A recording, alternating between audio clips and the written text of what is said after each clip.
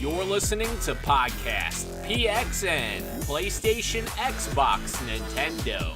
Let's do this. What's up, guys? Welcome to Podcast PXN, episode 47. I am one of your hosts, Daniel Prindle, aka Dan is DTM on Twitter, and I am joined over Discord by the pride of PlayStation, Sean Babiak, and the Nintendo aficionado, Roro. What is up, guys? Welcome back, Roro. Hello, thank you. I'm glad to be back. This episode is all about Trip Boys. What? Okay, then. Is that a new sponsor? For Fall Guys. Oh, yes. Trip Boys. Never mind. I'll explain it to you when you're older. We'll go with it. Whatever. Thank you to everyone watching us live and participating in the chat. Just as a reminder, we are live each and every Wednesday at 8 p.m. Eastern Time on YouTube. Just search Podcast PXN and you will find us on there. The topic of the show this week is our discussion around the Halo Infinite delay and how that is going to affect Xbox Series X's launch. But first, the show always starts with the PXN news of the week, so let's go ahead and jump right in. The first item on the PXN news of the week, Sean, this is continuing from last week. We have Splinter Cell. Splinter Cell is back. Let's go. Wait. Not Splinter Cell. This is Splinter Cell Sam Fisher DLC coming to Rainbow Six Siege. What the hell, Ubisoft? I feel like at this point, it's a giant troll at every single person that wants a new Splinter Cell game, and instead they just give us Splinter Cell content in all of their other games. What is happening, guys? I just don't think they see a market at this point, which I'm surprised, but I don't get it. I just think it's funny that it isn't like essentially one of the biggest games there is right now when it comes to Rainbow Six Siege, because I know that's still kicking ass and taking names, and I know, if I remember right, it is confirmed for the next gen, right? I believe they did say that, that they'd have a next gen version. Obviously backwards compatible too. Yeah, so I just think it's funny that like Wildlands started this trend, and now we're still at this whole thing too. Mm-hmm. Yeah. So I have no idea if honestly Sam Fisher exists in a game anymore. Yeah. I think he's just like a cameo. It's like watching an Austin Powers movie where you just see constant cameos of celebrities, and that's it. And that's who Sam Fisher is now these days. Yeah. The NSA doesn't exist.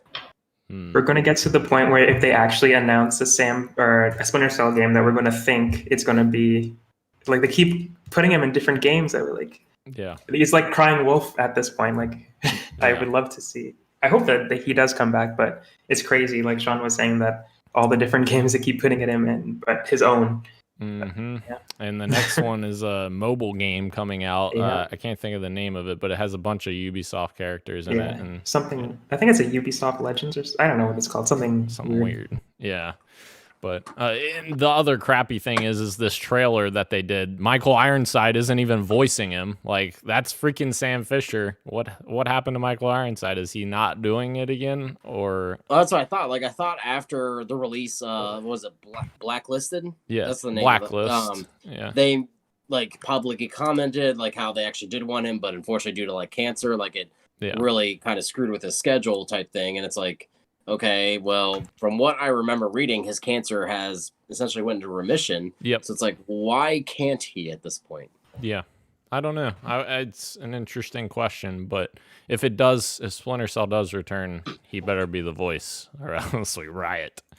But moving on, Cyberpunk 2077 got some new gameplay with their series of events they're doing. The the Night City Wire or whatever. I thought this one was a lot more interesting than the first one. Even I loved how it showed like the different life paths that you start your character on. How you can start like in the city, or you can start in the corporate ladder, or you can start like on the outskirts. I think that's super, super interesting. And they also showed off a little bit of how the band works, Johnny Silverhand's band, who's actually performed by the band Refused, which is interesting. Do you know who Refused is? I do not know. So, have you ever seen the movie Crank? Crank, no. With Jason Statham? Never seen it. All right, that was going to be my best guess that you would know who they are. Never seen it. Damn. But they're a really good Swiss punk band. Oh, you would know that. I would not. But they also showed off the weapons, which I thought the variety of weapons looked very, very interesting and very deep in terms of progression for a deep RPG experience with customizing your weapons however you want to use them. Roro, what were your biggest thoughts about it, or what were your favorite parts? Yeah, I agree that this was a lot more interesting and substantial than the last one. I love as you're talking about the different paths that you could have your character on it adds replayability as well. But everything looks so cool. I'm having a tough time deciding on what I want to choose. Right now, I think the option is Corp, where you're like one of the business suits in those high towers. I think that looks the most interesting to me. But Nomad looks fun too. Street Kid looks fun. Are the other two options. Like, I don't know how this game looks so awesome, and I just hope that it comes out when it's supposed to come out. Absolutely. So what are you guys all leaning towards right now when you first start the game? Of the three? Corp for me. Corporate. That's kind of where I'm thinking too. Honestly, I was thinking corporate too, just because they were kind of talking about like how it opens up like different gameplay possibilities. Like you learn things that you don't learn on the other two experiences, which kind of feels like a leg up, so to speak. So I don't know. That was my thought of it, but I think the other two paths are very interesting and they're very unique approaches, and I'm interested to see like how those paths like change the entire story as a whole, because they did say that choosing a different path would make things very different for you throughout the different missions that you go on, which I think that's the most interesting part. Like you said, Roro, it makes for a lot more replayability. To go back and just enjoy more of it. So that's exciting. Moving on from Cyberpunk, Nintendo, Roro, has sold 61.44 million Nintendo Switches and 22.4 million copies of Animal Crossing. Than Xbox. That. Yes, Sean. Yes. Congrats.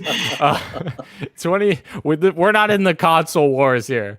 22.4 million copies of Animal Crossing is freaking insane. Like that's almost like more than a 1/3 adoption rate on the console. That's absolutely insane. Like it's only behind Mario Kart 8 Deluxe now. Yeah, it's the second best selling right now. It's crazy. I honestly go ahead. No, I was just going to say that as much as I want to know what's going to be next for Nintendo, like they haven't really delivered any substantial news on what they're going to be doing at the end of this year. They've been pretty quiet with their Nintendo Directs and all that kind of stuff, but at the same time, they don't really have to do that to get people to buy Switches, because people are buying Switches regardless of not knowing what's next. And Animal Crossing came at a perfect time, as we can tell.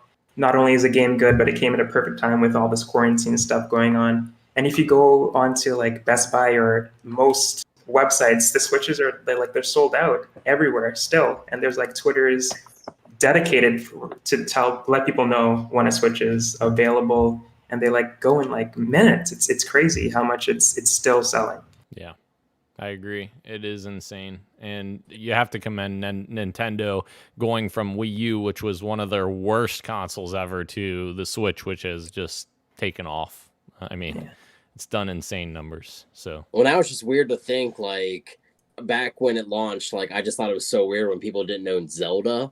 Now I feel like I'm considered the weird one because I don't own Animal Crossing. Yeah, that's fair. I don't own it either. And I think Animal Crossing is something that definitely has to be catered to you. I don't think it's something that necessarily every single person who plays the Switch would enjoy. So I think that's indicative of its 22.4 million. But I think that's more than I even expected it would sell. I think it's definitely pulled in a lot of casual gamers that maybe not maybe wouldn't have purchased it if the ongoing coronavirus hadn't happened because of, a lot of people staying at home and stuff like that. So I definitely think that kind of benefited it a little bit. But yeah, super interesting. Moving on. Our next news story, Elder Scrolls Online and Doom Eternal are both coming to next gen and will get free next gen upgrades. This is very good news for Doom Eternal for me personally, because that game's just amazing. And they actually, as we'll talk about here next, actually, is they announced new DLC. And I would definitely play this new DLC on next gen if it comes out after next gen's already out. So I am 100% down for this. Have you guys checked out Elder Scrolls Online at all? Roro, have you played it? I have not, no. Gotcha. Yeah. It's never hit that chord with me in terms of, what Elder Scrolls, the traditional games like Skyrim and Oblivion and all of that do. So it's definitely interesting that it's still going on and they continue to update it. It's kind of almost at this point similar to Sea of Thieves that is continuously being updated, but I know that it's a very specific audience that they're I have a friend, Danny, that is obsessed with that game. I was never obviously into Elder Scrolls to begin with. I've never even played Skyrim. Yeah. But it's just not. We've talked about this on multiple occasions. Just fantasy over sci-fi sometimes, especially in the video game atmosphere. Maybe not so much as viewing media is kind of hit or miss, especially with me. Yeah, for sure. And I'm the same way. I'm not huge into fantasy stuff. I'm more into sci-fi as well. So. Roro. But the Doom Eternal stuff, I mean, as somebody that just completed that game a few weeks ago, like, I'm excited for the prospect of, yet again, there's another title that we can play on our new systems if we want. Yep. And then also, and I'm assuming we're about to dive into that, just the DLC possibility. Yeah.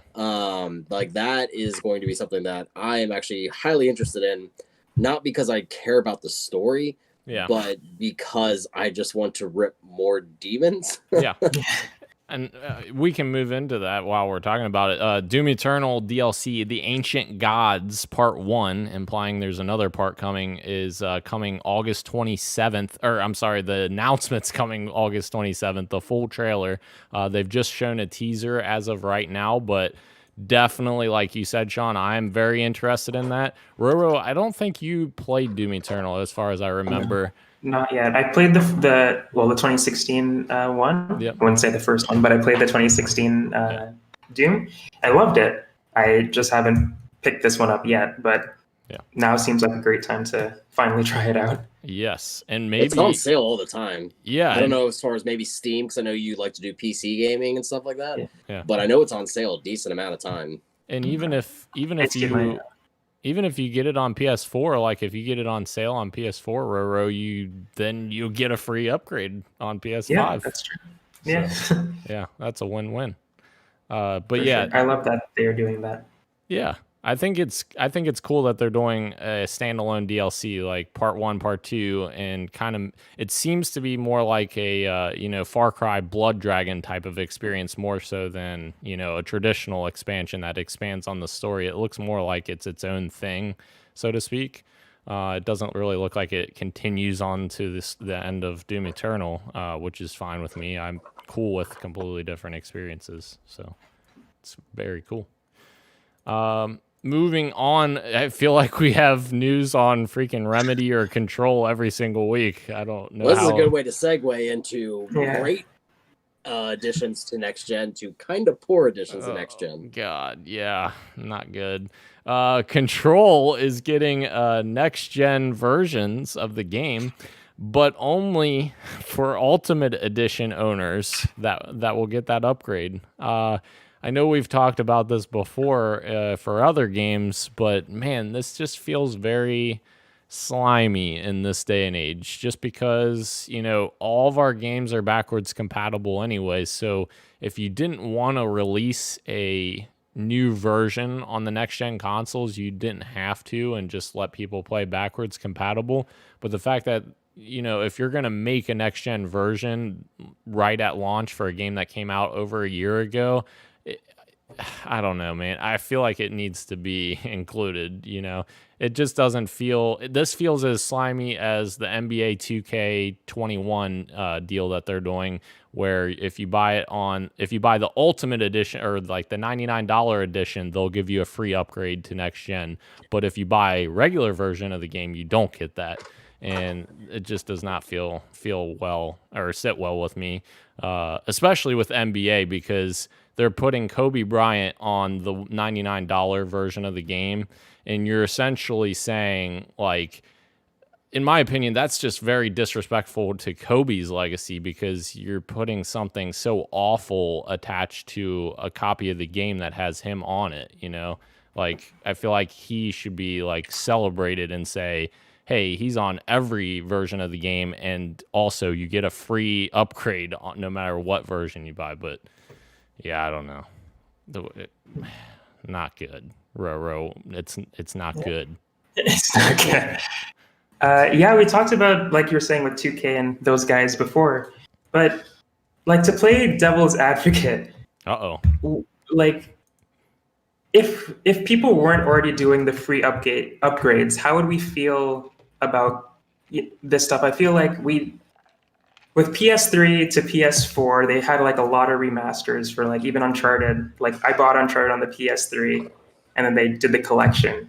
Yeah, I know that's not like exactly the same, but at the same time, the people who are making the next gen versions of these games are working to make them better or make them look better at the very least. It's like a very mini remaster, I guess, in a way. Like, why?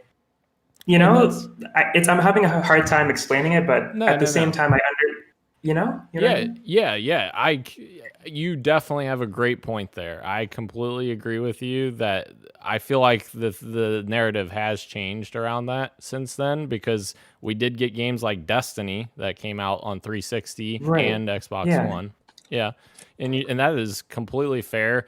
For me, I think the only thing that holds me back now saying that is if they have a PC version of the game. So, like, for instance, Control has a PC version of the game. I feel like it's easier for them to develop a next-gen version of the game, because they're taking assets and textures and stuff from the PC version of the game and importing it into there.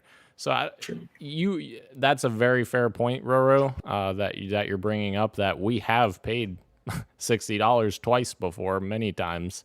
And there was upgrade programs on Xbox One and PS4 when they first came out. Like, I remember Madden 25, I think that was the name of the Madden game that came out with the launch, which is odd because they do the years except for that one. But that came out, and they did like a $5 or $10 upgrade thing that if you traded in your copy of the game on 360 or PS3, you would be able to upgrade it for that price. Stuff, yeah. Which I think that isn't bad either. So even if they were to say, you pay $5, $10 to upgrade like that program had, I would even be okay with that. So that would be fine with me. But to pay $60 again, it just doesn't. It doesn't. See, here's kind of what upsets me, I guess, in this whole thing is it's kind of a twofold thing. One is I think your point is very valid. It was a very good devil's advocate, in my opinion. But we're in a generation now of backwards compatibility in Game Pass and PlayStation Now, to where that shouldn't be essentially like the excuse, I guess. That we had it with the last generation coming in, so why not do it again? Like, it just sounds very money hungry, and I don't think any of us would ever describe Remedy as that type of studio, especially given the success of their games commercially. And that kind of brings me back to my other point, is that as great as Control was, as many accolades as it got IGN's Game of the Year. I know personally on this podcast, that's what I said was my Game of the Year last year. It did not sell commercially well. So I don't know. I think you're just kind of setting yourself up for a punch in the gut yet again if you're charging a premium price still for this game. And in my opinion, I think that still is a premium price because it is a game that is now past when it was launched. And I don't think people are going to want to shell out. The only people that are going to want to pay out the $60 for that are the people that want to play Control again on their new console, or essentially people that are like, well, I've never played it ever before. This is kind of a launch game, or not a launch, but launch window. So yeah, I guess I'll go ahead and give it a try. You're not getting people. I don't know. You're not getting a lot of people inside of a niche market type thing. Yeah, fair. All fair points. Everybody, 10 points all around. More news from Remedy. Remedy has started development on their next game in the universe of Alan Wake and Control, which is very interesting. I just kind of wonder if they're going to continue by doing these one-off games, or are they going to make a sequel to Control, or maybe a spiritual sequel to Control? I don't really know. That's going to be interesting to watch. I know 505 Games had it was just discovered this week that 505 Games did like a 20-year partnership with Remedy in terms of the Control IP and that, universe, I guess. So I don't know if that's included with this, but that was back in 2017 that they did that 20-year deal, that's mind-blowing. But yeah, what do you guys think? Do you guys think we'll see a proper sequel to Control, or do you think it will be more like just another game, spiritual sequel, so to speak? I don't want to answer this because I know the answer. You know the answer? Yeah, I look, I love Control.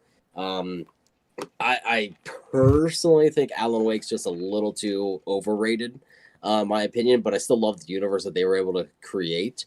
I just, at some point, the straw is going to break as far as when do we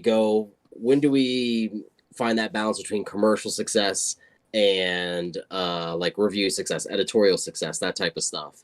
I think you guys would agree that editorial wise, they have all sold gangbusters, but they really haven't had like a massive commercial success hit since really Max Payne 2. Yeah. That's kind of it. And I do think, in my mind, Alan Wake sold well. I think Quantum Break probably didn't sell as well, but I think it's because it was a singular platform game. And I feel like Control sold well only because like I heard it almost word of mouth via you, Daniel. Yeah. But when it comes to investors, they didn't. So it's like at a certain point, somebody's going to be like, look, you guys are artists. I get what you're doing, but make something for the masses. Yeah, completely fair. Roro, do you have any thoughts on what their next game could be? Yeah, I don't think it'll be a Control 2. I do think it'll be another standalone game in the same universe, sort of what they've been doing.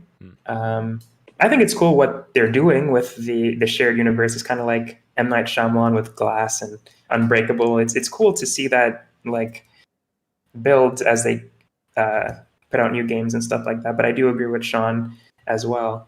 But yeah, that's really all I have to say on it. I just think that they're not going to do a Control 2, basically. Yeah, and I think I tend to agree with you guys, and it's kind of disappointing, but then in the same light, you think about it, and Control is essentially like a spiritual successor to Quantum Break. It has very similar powers and gameplay that Quantum Break had, and personally, I really liked Quantum Break and don't think it got enough attention, but yeah, agreed. Very, very interested to see what they do next. I just, if I'm being honest with you, I don't care who does it in the end. I would just feel, I guess, better about them as a studio if somebody, Sony or Microsoft, purchased them. And I know that's weird to say in today's world, like you don't want somebody like making decisions for you, but it just feels like that's a studio we need to think in the industry that needs to be protected to let them do a vision. Yeah. It's kind of like Insomniac. I think we thought the same thing before Sony bought Insomniac. We were like, man, I hope somebody like purchases them to let them do what they want to do. And there they went.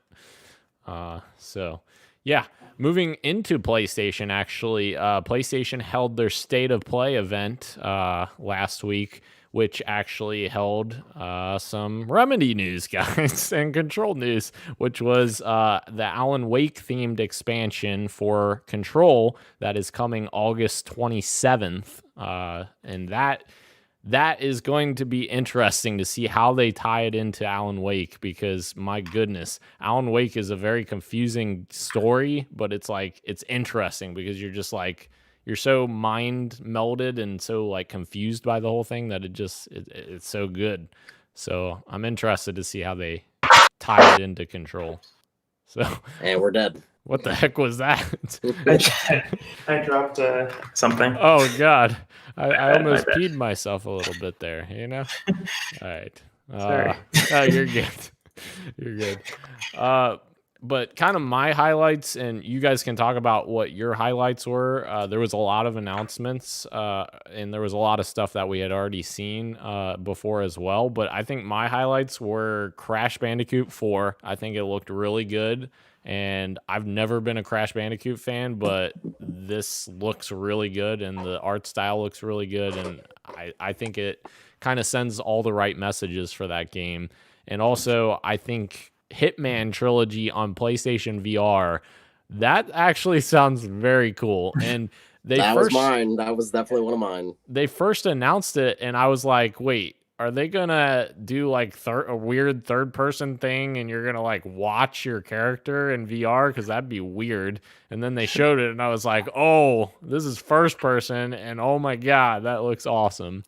Roro, what was your highlights from the show? Like your favorite parts? So I agree with both of those points. I loved seeing Crash. Crash, as you were saying, the art style looked beautiful. I love that. Also, not a huge Crash person, but the gameplay looks super fun. And I would love to jump in with this one, even try the Insane Trilogy because of this, because it really caught my attention. But besides those two, I was interested in Spelunky 2, which is weird because I didn't play the first one, but for some reason, how the guy was talking about it and all the different random levels, everything looked really fun to play. So Spelunky 2 seemed to grab my attention as well. And what kind of game is Spelunky? I've never even it's a roguelike. Think SteamWorld Dig, but I guess more randomized and a little bit more combat when it's involved. So that looks fun, and that was really it, honestly. I enjoyed watching it, but not a lot of games besides those three stood out to me that much. Pathless looked cool. The Pathless looked cool. Yeah. But besides that, not much. Sweet. In this one. Yeah, the surprising thing was Braid, the anniversary thing, being announced there and not Xbox, since that was Daniel, correct me if I'm wrong, that was a Summer of Arcade game, correct? I think it was before Summer of Arcade was even a thing, but it was one of the featured XBLA games, know, when XBLA first took off. So I just thought that was an interesting thing that was on a Sony stage, if you will, instead of an Xbox. Yeah. I actually, pretty much besides Crash, the only thing that interested me were kind of the PSVR announcements. So obviously Hitman. I'm not a huge Hitman person. I played a decent amount of them, but like, I don't know. I can't do things in order. I just want to create chaos and like just kill everybody, but that's just me. But I finally got a release date for Vader Immortal.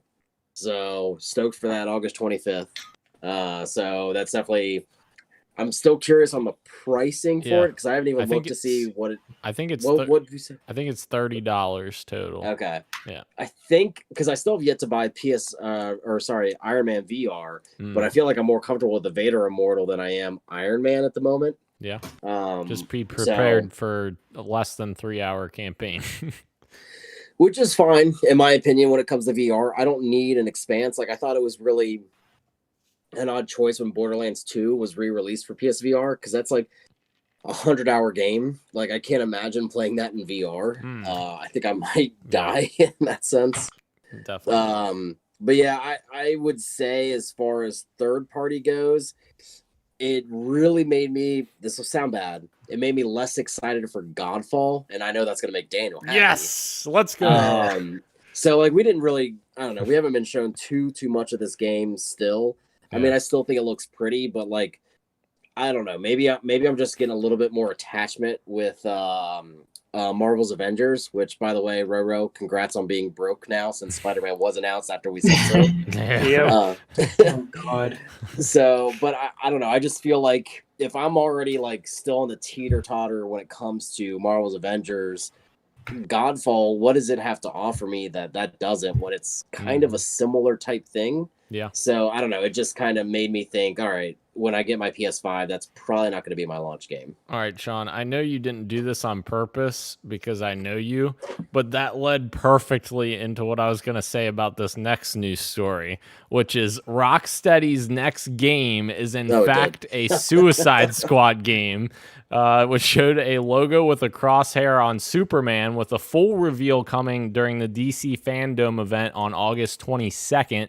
And the rumors are saying that it's going to be a game as a service with online co-op, which to me, that just immediately made me think, wow, this game is going to be DC's Marvel's Avengers game. Yeah. Like it's a good competition point. It really is. Yeah, it really is. Minus it being at the Suicide Squad. Yeah. If it was fucking Justice League, and I'm sorry I had to cuss on that. I've already given my opinion on the Suicide Squad. Yeah. Like, it should be Justice League, not Suicide Squad. I'm still going to play it, though.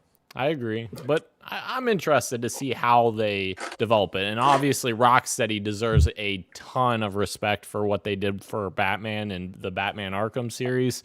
So I'm going to give them the benefit of the doubt before I see it. I agree. I think a Justice League game would have been awesome, but I'm definitely interested to see like them hunting the Justice League, so to speak. It just feels like them, of all developers, would have been the first ones to get Superman right. Yeah. It just feels like that. So here's a question for you. And Daniel, I don't know how apt you are when it comes to comic knowledge, but I think you are a little bit. So like, who of the Suicide Squad would you want to be in there? So I'm not too familiar with the DC side of things, but obviously Harley Quinn, I'm assuming, will be in it. Yeah. I'm assuming Deadshot will be in it as well. That would be awesome. I'd really like King Shark. Okay. Because he was an original. They chose not to do him for the movie because the CGI would have been way too much. But King Shark, after watching the Harley Quinn show, I forgot how much that character is just an odd character to begin with. That would be cool. I think that would be cool. I think Joker. You know, I love Joker. Why not more Joker? You're right. I don't know much about the Suicide Squad except for the crappy movie that DC put out with Jared Leto. I assume the main character is going to be who they didn't have in the movies, which is Deathstroke. Yeah. I would assume that would be your main person in that. And Deathstroke was one of the best parts of Arkham Knight, right? Yeah. So, definitely. Yeah. Arkham Origins? Was it Arkham Origins? Yeah, you're right. I was going to say, I don't remember him in Arkham Knight. Was he in Arkham Knight? I thought he was. I think it was Origins. Was it Origins? Yeah, I thought it was Origins. Okay, well, I liked him in that. But yeah, as Sean was saying, like it sucks that it's not Justice League, and I agree that this is a great competition, and obviously Rocksteady has a history with Batman and making really great games with that. But I feel if as an online a games as a service game, the Marvel team using heroes has so much more to play with, and they can just drop in so many different heroes to add to the game. And with the villains, it's not like if you're just using the Suicide Squad, there's like a limited cast, I feel like, that you could use. So I don't know how much. That's fair. How much they're going to be, how much legs this game is going to have, but I'm sure it's going to be fun to play. Absolutely. But if you did a Justice League game, there's already a huge Justice League cast, and you could just drop in heroes if you wanted to, just anybody. Yeah. But, yeah, that's completely fair. And even like the Avengers and the movies and stuff aren't always the same as the comics and at the same time and whatnot. So like you're saying, Bucky is not the White Wolf in the comics, just to be clear. Everyone like screamed at the theaters, and it's like he's not the White Wolf. Yeah, I don't know what the White Wolf is, so I don't. They made mention to him. I think it was at the end of Black Panther when they showed Bucky in there, and they're like, "Is the White Wolf ready?" And it's like the White Wolf is actually T'Challa's, like, I think it's half brother from like a long time ago. Like, and Bucky, I don't think is his half brother unless suddenly that gets revealed. Gotcha. While we're talking about kind of this same thing, Marvel's Avengers, we talked about last week quite a bit.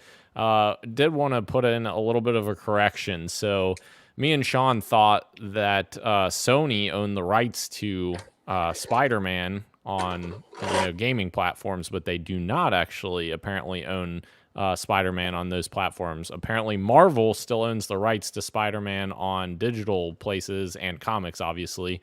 So I think as far as our conversation goes last week, I don't think it's changed much. I don't blame Sony for that. I 100,000% blame Marvel and Square Enix for this decision.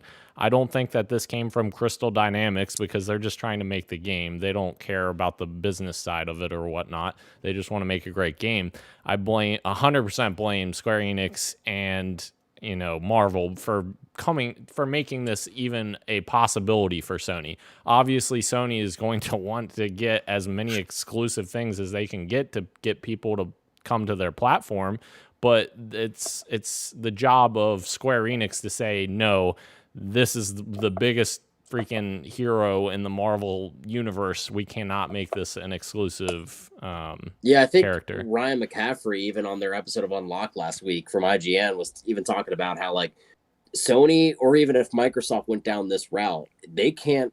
Yes, you could be angry, but they're not at fault. Their job is to make you go to their platform. Yeah. That's their job. I mean, I get it. It's not ideal. The Destiny year-long exclusivity, not ideal. Call of Duty exclusivity, still not an ideal. But, like, that's their job. They're supposed to make you want to buy their system. And, like, I don't know. It's those companies that are selling those contracts. It's their task to, I guess, make it as fair. And again, I still say they should have gone the Soul Calibur 2 route. I agree. And Roro, you can put in whatever comments you would like as well, since you weren't on last week about that whole situation. He's just excited to be broke. Yeah. Honestly, I'm happy Spider-Man is coming for sure. And with that tidbit that you just gave, the correction, I guess, it does make it even worse that, like, Marvel is like, no, here's PS4 have Spider-Man and nobody else can have him. We don't know how long that deal is going to be, but it's almost worse that it was them saying yes to the deal, I guess. I agree. But I'm again super excited to play Spider-Man. I'm going to play the heck out of Spider-Man, obviously. Yeah. But it does. If I remember right, it's not a time exclusivity deal at all. I think it's just exclusive in general. Which is terrible. That sucks. Yeah. That I think you bring up a good point. That's probably the crux of the issue. I mean, I get a lot of people in the community are butthurt, but I don't think they would have been as bad if what you said was true, where it's like, could it be a timed exclusivity? Like Tomb Raider, Rise of the Tomb Raider being a year exclusivity to Xbox. Like, people weren't as upset because that's how it got funded. But this game was already funded. I mean, hell, Marvel was going to throw whatever money it can, especially having a games as a service essentially game. Yeah. So it just seems like a discredit. Yeah, I agree. Give me Black Panther. That's what I want next. So because we mentioned Spider-Man and he came to fruition, so now I'm going to get Black Panther. Honestly, Black Panther would be amazing because he's very similar in terms to Spider-Man in terms of, like, athletic ability and stuff. So, like, I feel like they could do some really cool things with him that are very Spider-Man-esque. Well, and it opens up the best DC Jesus Christ, kill me. The best Marvel area, I think, in the entire series, which is Wakanda. Yeah. Wakanda is so technologically advanced. Like, anytime you read anything like that has Wakanda, you're just like, holy crap, every other place sucks because they don't have all this stuff that's going on. Yeah. There's a reason why in the movies they fought the war there. Yeah. When you have metal that's vibranium, made with, Captain America's shield, it's usually a pretty good place. So yeah, I'll be a little bummed if it is Captain Marvel, not because of women, but because she's too. Yeah, thank you for clarifying. I think she's too OP for that type of game. Yeah, I agree. If they were to make her correctly, then she would be too OP. Moving on, Xbox Series S, guys, is pretty much all but confirmed at this point. We've talked about this many times. There's leaked controller packaging for the new controllers for Xbox Series X and /S now, and they have release dates on the packaging that say do not open until November 6th for retailers. So we have both a rumored release date of November 6th now, which Microsoft has confirmed it is November, but they haven't said November 6th yet confirmed. But Series S was also on the packaging of the controller listed as supported devices: Xbox One, Xbox One X, Xbox Series X, Xbox Series S, PC, Android, and iPhone. So that's definitely very, very interesting that we're finally pretty much getting confirmation of that. I think the other thing is, guys, Gary Whitta is hosting a animal talking thing tonight, which he does every week, I think, or every day. I can't remember what his schedule is. But I think it's at once a week. Once a week, okay. But he has Phil coming on his show tonight. He's the first guest, and it starts at 10 o'clock tonight, so obviously we're not going to be able to report on it here. But but we're possibly going to get some kind of confirmation of Xbox Series S because he's been teasing something weird. Phil retweeted Gary's tweet saying he's going to be on the show and that being a little cagey. I have a feeling at this point he's just going to say, yes, Xbox Series S is real. We'll talk about it later this month at this event on this day. So I think it'll be very interesting because I think that reveal event's going to also give us pre-order and price information finally. And hopefully Sony follows suit this month as well. And we can finally just sleep happy knowing when we're getting our consoles and how much they cost. So make sure you guys watch tonight at 10 p.m. I won't. I will not. You're not going to watch? Roro, are you going to watch it? I will not. All right. Well, I'm getting 2 new hosts on the show. Could I get 2 new hosts over here? All right. I'll look at the clips online. He posts them on YouTube afterwards. All right. Fine. I will sleep. All right. So I do think it's really cool though that this whole animal talking thing it's so cool. I love that what he did with it. Yeah, that is super cool. The guests that he's getting on, it's insane. Yeah. Especially during this time, perfect thing for him to do. So moving on, since Sean told me to skip this news story, I did see that, Sean. Bioshock 4 will seemingly not take place in Rapture or Columbia based on job listings. This is very interesting because this is probably the first little bit of information we've heard about the new Bioshock game. Obviously, they just started the studio not that long ago, like a year, maybe less than a year ago. I don't think it's surprising. I definitely think that our story in Rapture ended and our story in Columbia ended. So I feel like definitely this was kind of a given, so to speak, that we were going to get a new location for Bioshock. I'm just more interested in seeing like what do they do? They went under the sea, they went into the sky. So now what's next? What's left? Yeah. Under the space. Wait, no. Space. Oh, space. Actually, space wouldn't be a bad thing. Look at Prey. Prey gives me Bioshock vibes galore. I don't know if you guys played the Arcane Prey game, but it's actually very good and gave me a lot of Bioshock vibes. Dan Stapleton told me not to. Dan Stapleton's a freaking idiot. Pardon my language. Dan Stapleton can go to the same place that Randy Pitchford can. And I'm not going to say it on this podcast because it's not approved for PG listeners. Yeah, that's what we're all about here. Yeah. So, Roro, are you excited? I know they developed an entire team for this, but it's just interesting that like we're starting to get talks about it. Yet again, it's another one of those things that just shut up. Just show me a trailer when you're ready. That's all I want. Fair. For me, I think it's awesome. Very excited that it's going to be in a different place. But I've only started Bioshock Infinite. I have not finished it. and I have the collection sitting on my PS4. I got it when it was free for PS Plus, so I need to try it out. I need to actually finish those games before I have an opinion on them. But I've already seen. I've only heard good things about them. So and Bioshock Infinite was fun for what I've played so far. Wait, Roro, wait. You've never played Bioshock? Never. Never. Oh my gosh, you have to play that. The original Bioshock. Infinite's very good, don't get me wrong, but the original Bioshock. It's really good. So good. So, especially if you haven't had it spoiled for you. Have you had it? I was going to say, spoiled? don't listen to previous episodes where Daniel, I think, spoiled it. Yeah, I may have. I might have heard a spoiler and it flew over my head. Okay. All right. Yeah, I haven't gotten it spoiled for me yet. Good. Keep it that way and definitely play it. It's good. Oh, I can't wait till you play it. We can talk about it.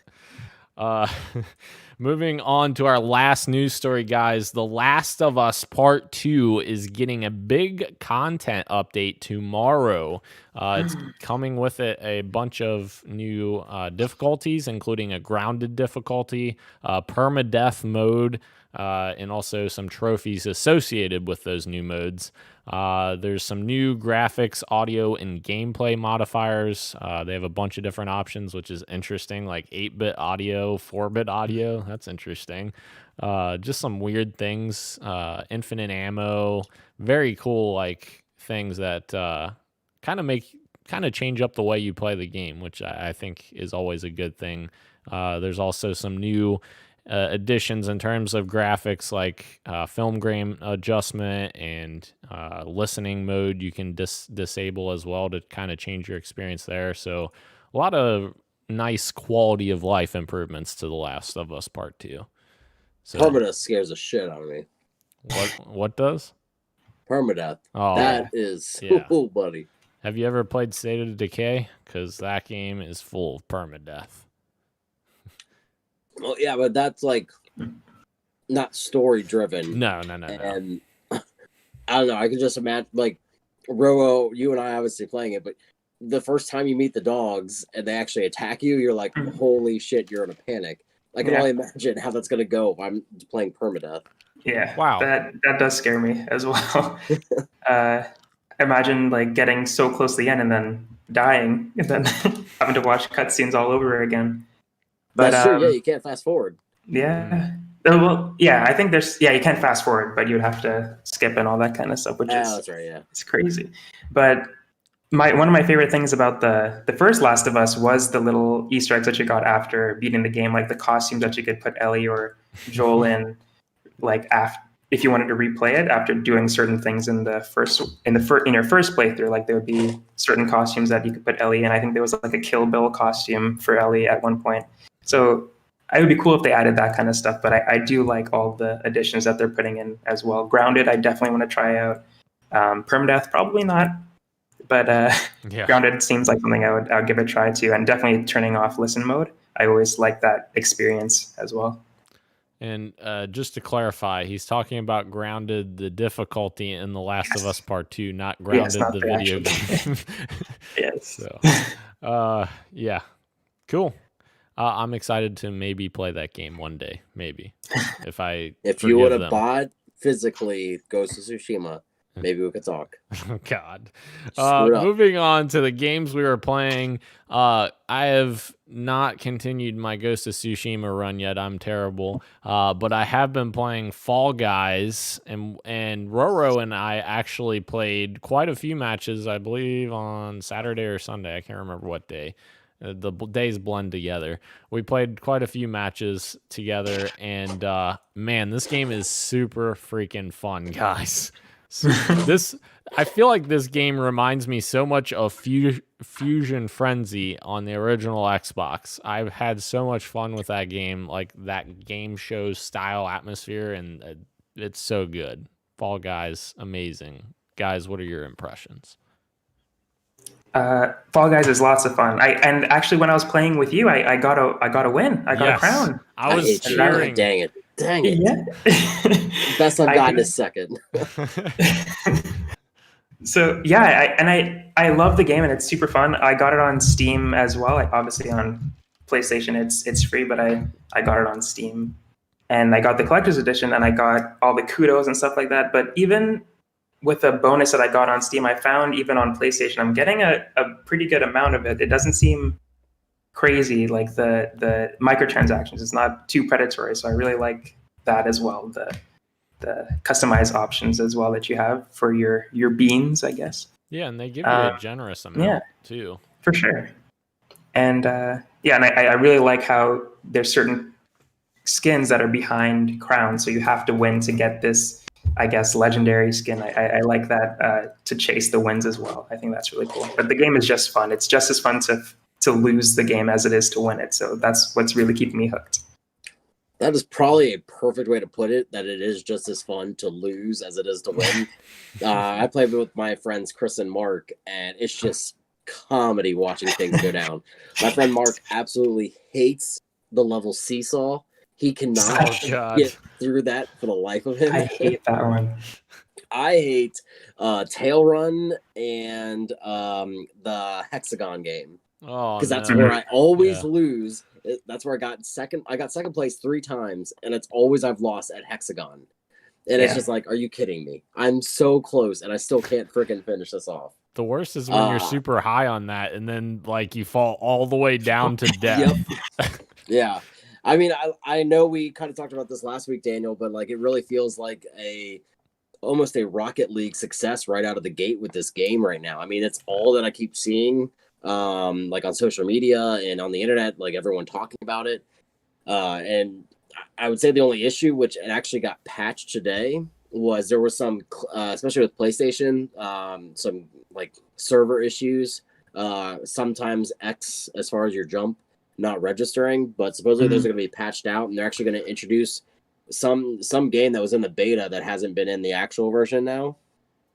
So there will be a new game. I actually had that problem with jumping on the Hexagon level, and I told Roro after the level, I was like, dude, I was hitting freaking jump, and it wasn't jumping. I swear, like, I kept trying to, because I was trying to do the hop approach where you jump to each platform instead of running, because it takes more time. Save time. Yeah. You save, But like, I was jumping, and it wasn't actually, I was pressing the button, it wasn't actually jumping, and I was like, what the heck? What's going on here? I thought it was like the PlayStation controller. I was like, what the heck's going on? I'm pressing it. It's not happening. But no, it's good to know. Yeah, it was an actual thing that they're like patching to upgrade on it. But I don't know. I'm having a lot of fun. I'm not going to say it's going to be like my new Apex or anything like that from last year, but it's just very stupid. But like, it's just, I'm like crying, laughing every time playing with my friends. This is definitely a game that you want to get a couple people together, maybe even a group, because they do even partner you together in teams. Yeah. Which I think is actually a really cool thing when you're in party chat and all that stuff. But I just keep laughing my ass off every time I play it. Except for the one time that me and Roro got split up on teams. We were on 2 different teams against each other. And I was like, what the heck? Wait, when you guys were in a group chat too? Yeah, we were in a group. Yeah. We teamed up. Really weird. Yeah.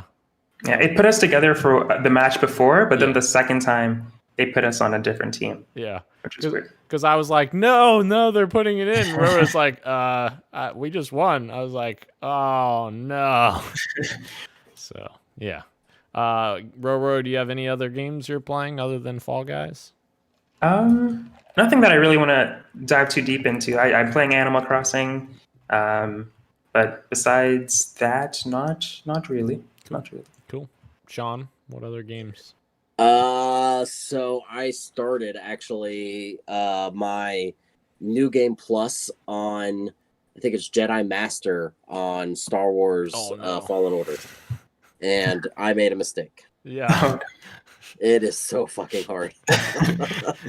I am not having that much fun. I'm just getting like those remember those like stupid little rats from like the second level? Yeah. I'm just getting killed by them. Like I literally just get wrecked by them. Yeah. So yeah. Imagine fighting. But still a fun game. Imagine fighting the second to last boss on that difficulty. You weren't fighting that. That's the one I was on, the guy, right? The second to last? Yeah, but you weren't on that difficulty. Oh, no, I know. I'm saying imagine playing him on that difficulty. Okay, my bad. Yeah, that would be insane. Yeah, I don't think I'm going to, unfortunately, stick with it that long to find that out. Yeah. All right, so moving on into the topic of the show, guys. We're already running late, but we'll try to make this short. Yes, we can go ahead and lay out the tarmac for my death. That wasn't the correct word, but I'm going. It wasn't. I was like, are we flying a plane now? Yeah. Halo Infinite has been officially delayed into 2021. So yeah, Halo Infinite being delayed. Here's the thing, guys. It's not entirely surprising, especially from the blog posts that 343 has been kind of hinting at the last few weeks. They have been saying that they've struggled with COVID development more so than they expected, I guess. And Microsoft, remember, has all their employees have been working from home since this all started back in March. And it's essentially 5 months of time where you're working from home in a completely different environment. So I think this is officially maybe the first COVID delay. I don't know if Cyberpunk necessarily was or not, but it definitely sucks. I know I've seen a lot of people out there saying that their reveal announcement at their Xbox event wasn't what they wanted it to be. And that it was so bad that's why the game's delayed. It's like, nah, that's not why the game was delayed. Because 343 even pointed out after that whole backlash happened that, yeah, we have work to do. We know we have work to do, but we wanted to show you what the game was actually playing as. And that's commendable. They're not just showing you, BS. They're showing you what the game actually is in that current state. So definitely, it doesn't surprise me that it ended up getting delayed, but the game wasn't ready. That's the fact of the matter. Give them the time that they need. That's the most important thing. Halo 5 released unfinished because Forge was not there at day one at launch, and that's a big pinnacle of Halo. Big Team Battle wasn't there at launch, and that's another big pinnacle of Halo. Give them the time they need. That's all I care about. Halo Infinite, guys, is still 343's Halo 3. So mark my words. They will deliver. It's just going to take a little bit longer. So, and also, games getting delayed doesn't happen overnight. So people saying that this is a reaction to what they showed off last month, I don't think that's really true because they've been talking about this behind the scenes for a long time now, and they just finally decided that to delay it. But I think the more important conversation here is how is this delay going to affect Xbox Series X at launch? Like, do you guys think that this is going to have a big impact on what Series X does at launch? Yes. Okay. Go on. I don't know. Like, personally, for me, it's not because remember when everything got announced, What was I telling you, Dano? I was going to play on day one on my Xbox. Halo Infinite. Yeah. The Ascent. Thank you. Exactly. So that's the game I'm excited to play. Yeah. But like, I feel like so many people were. I don't want to say wishy-washy because that's not fair to Xbox, but like already a little bit like, well, if I have a PC, like Roro, you have a PC, if you have Game Pass, then you have all the Xbox exclusives right there. So it's like, why do I need a Series X? And again, Daniel, I know what you said. That's kind of their bread and butter now. That's what they're going for, is to get you on their experience, not so much their platform, I guess you could say. Yeah. But I still think it's going to affect people like excitement. Now, do I think this is the last thing? No. I don't know. I don't have much faith in Spider-Man coming out right now. We've yet to see gameplay. As much as I want Miles Morales, we've yet to see anything from it. Yeah. And that's supposed to be launch window, essentially, or holiday 2020, which we assume is launch window. Yeah. So, I mean, PlayStation could be in the similar boat. I think it's all going to come down to here in a few weeks on who's coming in cheaper. Yep. I completely agree. I think I agree. Roro, I don't know what your thoughts are, but I do think that price is a very important factor that we still don't know about, and we're not going to know about until Sony and Microsoft show their cards and decide who's going to go first, because that's what it feels like we're waiting on. Who's going to go first? Yeah, we are in a waiting game for sure, and it's so hard to tell who's going to drop the shoe or the hat or whatever garment of clothing you want to use as the analogy. But Halo being delayed, it does affect Xbox. I think, and especially for people like me. And Sean made the good point, and I've said it before too. I have a PC. I'm probably not going to buy Xbox on day one, but now I'm definitely not going to buy an Xbox on day one. Yeah. Because of Halo not being there, and the Ascent is not something that speaks to me. And there's other games that they have said that are going to be out on day one with Game Pass, and like I've got Game Pass on my PC, so I'm covered there. And I feel like there's a lot of people who want to play Halo on the Xbox. Yeah. Like on the system for whatever reason, even though you could use the controller and use it on your PC, because a lot of people probably don't have a gaming PC and they just play video games traditionally. And now that Halo is just not coming out right away, for some people, they don't have that big reason to purchase it. And the people like you, Daniel, they're going to buy the Xbox day one no matter what.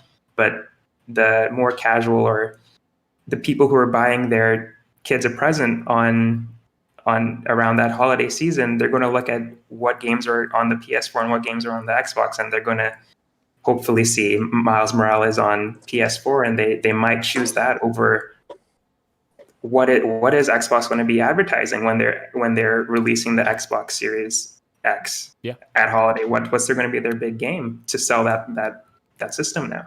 Yeah. I think, honestly, they're going to have to completely change their approach for how they market Series X. I think they're going to have to lean into Game Pass and say, hey, we have all of these games available at launch. And for the people that don't have PCs at home that can play games, hey, this console has these games. They're all coming day one. You have backwards compatible lineup that goes back all the way to the original Xbox. You have to market it differently for sure without having that heavy hitter of Halo Infinite. And I also think that they are going to heavily push into, and I know they haven't done this yet, but I think as we get closer to launch, I think they will lean more into Halo the Master Chief Collection, because 343 is working with external partners on the Master Chief Collection for PC, and they're still releasing new games on PC. They still have ODST to release and Halo 4. Those are the last two games coming to PC, and those will be coming here in the next 4 months. And I think as that happens, I think we will see also PC settings and PC textures and PC experiences being sent to Xbox Series X for Halo the Master Chief Collection. So, for instance, 120 frames per second playing instead of 60 frames per second that Xbox One X does on the Master Chief Collection. I think you will see them lean into that quite a bit, because I know that team is definitely pushing to have the Master Chief Collection fully on PC before Series X comes out. And once Series X does come out, I have a feeling they're going to have an optimized version of the Master Chief Collection for that ready to go soon after launch. Maybe not at launch, but soon after launch, and they'll kind of lean into that a little bit without having Halo Infinite. But I don't know. I think that'll be great for the people who want that. But at the same time, I feel like the people who want that already have a PC. Like, if they care so much about those frames per seconds and all those stuff, I feel like they have the rig to play that already. And they wouldn't need to get an Xbox. Which is fair, unless there's people that are still playing on Xbox One, right, and they want to upgrade their experience, so to speak. Or even like, we're even forgetting, like, if people are on original Xbox One, like, my God, that's a very different experience than Xbox One X. So people playing the Master Chief Collection on Xbox One are probably playing, I don't know, 720p or, I don't know, 900p at 60 frames per second. I don't know what it is, but it's nowhere close to what Xbox One X or Series X would be. But again, do those people care? Like, now that they have Game Pass, they can just keep playing there, and they keep getting all these awesome games wherever they're playing, which is again awesome. But I don't know. It definitely sucks to not have Halo for me. Yeah, I agree. I would love to have Halo this fall as well. But I would. But look, as you get a cent. As Shigeru Miyamoto always says, a bad game is always bad, but a delayed game, I don't know what the saying is. A delayed game could be good or something like that. Yeah. You should have done it in Japanese, would have been better. Something like that. Yeah, I can't speak Japanese, unfortunately, Sean. So anything else, guys, before we close out the show? I mean, it hasn't affected my pre-order whatsoever. Well, okay, the pre-order I have up in my head. Yeah. I'm still doing that no matter what for both consoles. But I still think if you even go to IGN's wiki or Yahoo had it, and so did Kotaku, they both at this point are launching with close to 100 games each. I think you're going to find stuff to play. Yeah, that's fair. That's fair, but it's not going to compare to Halo Infinite. Oh, the other thing I wanted to say. This news actually, there is a granite of, happiness from me, because I will actually get to freaking play Cyberpunk, because Cyberpunk is coming November 12th or 10th, or I don't know, something like that. So like, that's literally going to be the game that I probably play on my Series X on day one, which is exciting. That is exciting. Yeah. So. All right, guys. Thank you again to everyone joining us live, both on YouTube and on podcast services everywhere, including Apple Podcasts, Google Podcasts, SoundCloud, Spotify, and Stitcher. I see that, Sean. Thank you. I'm not Jim Carrey. Thank you, Roro. Thank you, Sean. I am Daniel, and this has been Podcast PXN, and we are out. Much love, and did you just... You just interrupt my much love and keep on gaming. Now's when you say deuces, and Roro says see you. All right.